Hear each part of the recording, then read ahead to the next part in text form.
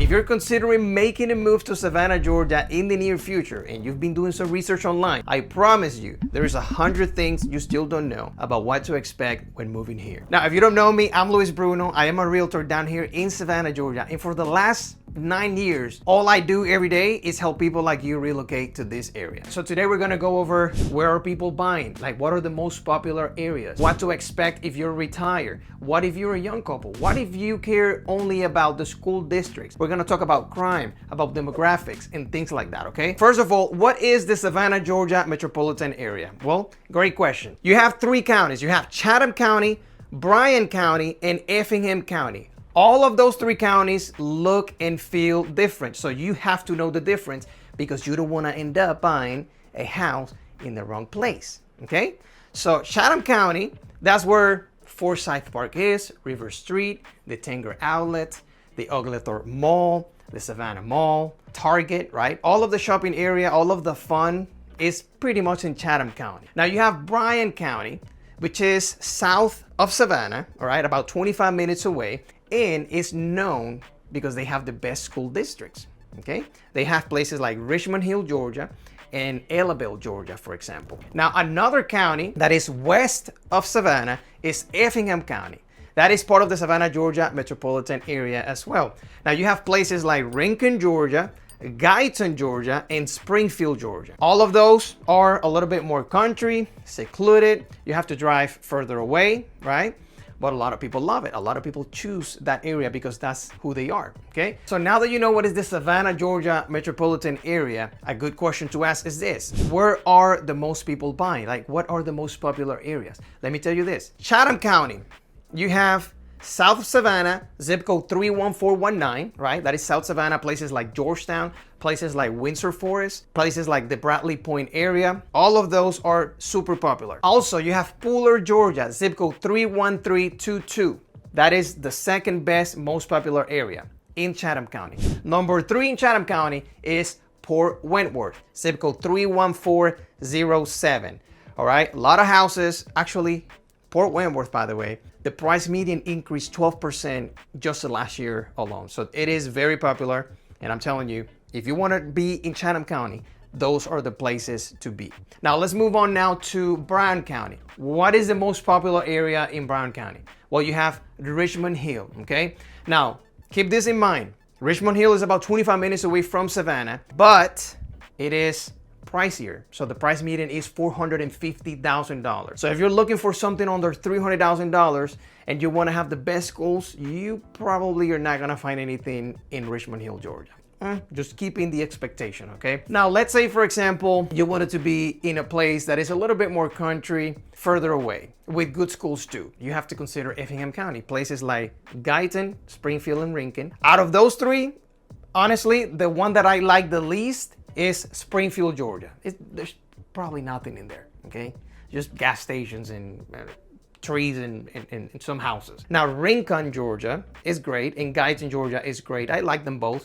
Rincon is a little bit more populated than Guyton, okay? So if you like to be near the shopping area, but don't necessarily want to be in Savannah, just go to Rincon, Georgia. Now, since you are from out of the state and you maybe are not too familiar with how the real estate market works here, let me tell you this. If your budget is under $300,000, you have a 13% chance to find what you're looking for. That is a very specific number. You might be wondering, how the hell do you know that? Like, what are you talking about? Well, let me tell you this. The inventory in Savannah, the Savannah, Georgia metro area, only 13% of the inventory is under $300,000, okay? Fortunately, a lot of you guys call me with the expectations of me finding you a super deal under $300,000, but it is what it is, okay? So if you're looking for a 3-bedroom home, yes, you can find something in the 300s, 320, something like that, at least in Chatham County and Effingham County. Now, if you're looking for a 4-bedroom, the chances of you paying more than $300,000 on a 4-bedroom home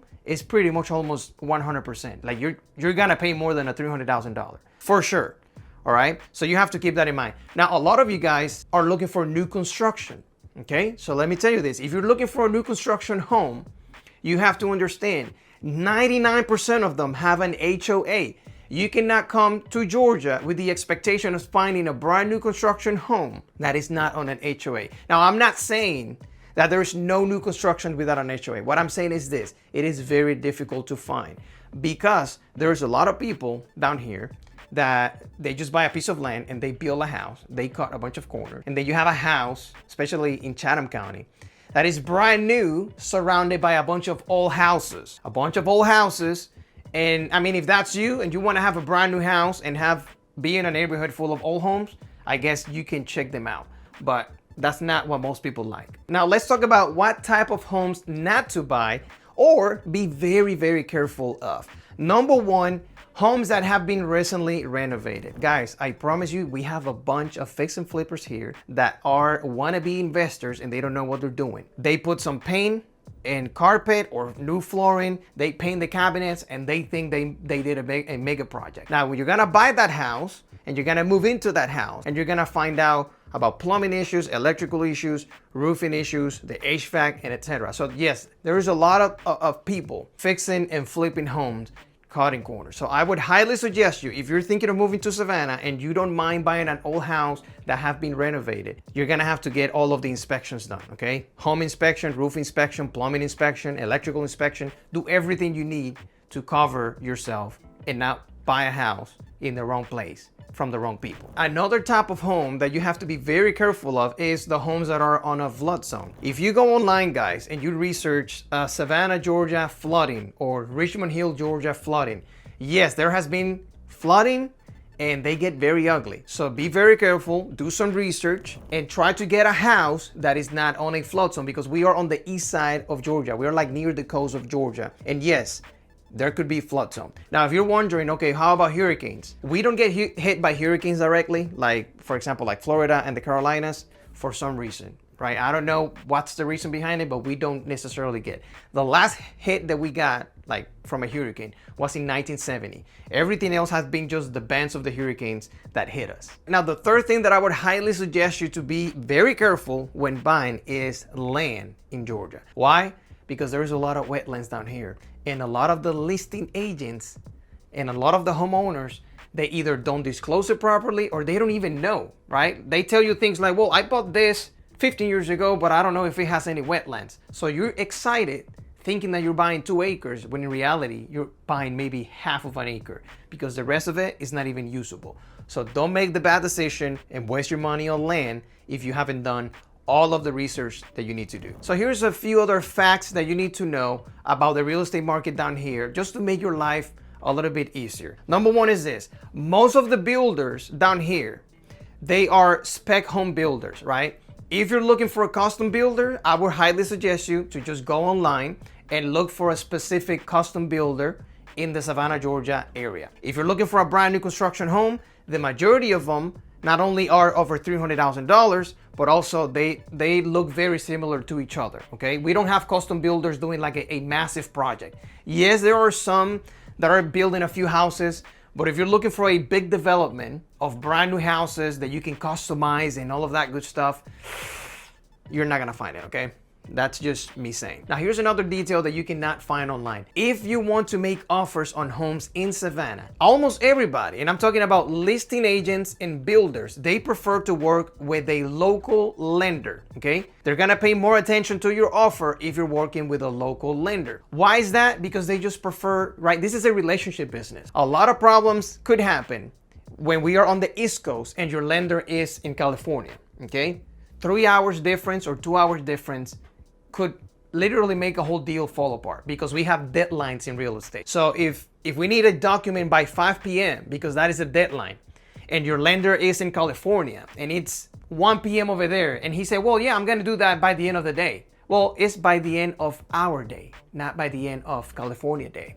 So you could lose your earnest money just because of a mistake like that. Does that make sense? So I would highly suggest you, if you're thinking of moving, consider working with a local lender. Now let's talk about the best neighborhoods and the most popular neighborhoods in town. Some of them are pricey, some of them are not too pricey, but check this out. You have to at least research the following neighborhoods: Savannah Quarters in Pooler, The Landings in Skidaway Island, Waterways in Richmond Hill, Georgia, Forest Lakes in Pooler, Georgia. I would highly suggest you too to check out the Georgetown area, right? Georgetown is, I'm talking about the area in general. There's, I don't know, maybe 10 neighborhoods. All of them look nice. All of them are safe.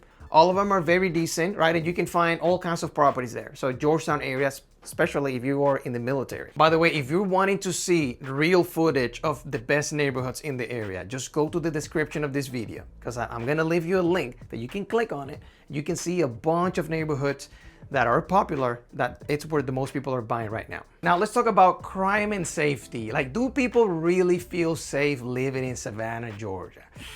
Well, check this out. I've been living here for 10 years. I have never once have gotten an encounter where I don't feel safe. I know that's not the case for everybody, but if you go online, for example, and you go Savannah Morning News, or you go on a Facebook group and ask, they're gonna let you know, right? There's crime every week in Savannah, right? Savannah, Georgia is not the safest city in Georgia.